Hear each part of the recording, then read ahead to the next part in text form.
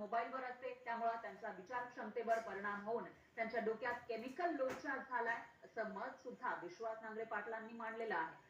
कारगिल विजय दिनानिमित्त Bhosla military school मध्ये आयोजित करण्यात आलेल्या सोहळ्यात ते बोलत होते. जिंदगी को क्या बोल सकते हैं, अभी बोलना भी मुश्किल हो गया है. Screen time 6 hours, 7 hours.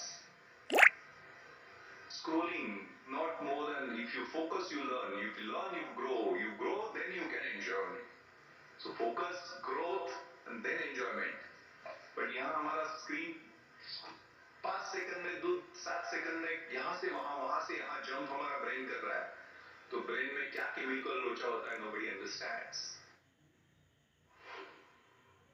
मुंबईमध्ये मग झालेल्या केस असतील किंवा दिल्लीमध्ये ज्या पद्धतीने मुलांना मारलं गेलंय, हिंसा केली गेली आहे, तर हे बघून आम्ही कसा तुमच्यावरती विश्वास ठेवायचा हा प्रश्न पडतो. आणि विवेकाबद्दल बोलले तर मला वाटतं की हा जो रेजिग्नेशन होतं हे रेजिने आणलेलं रेजिग्नेशन होतं. त्यामुळे आम्ही विचार करून सोशल मीडियाचा वापर करून केलेल्या आंदोलनाचा त्याचा निकाल होता तो नक्कीच सकारात्मक होता.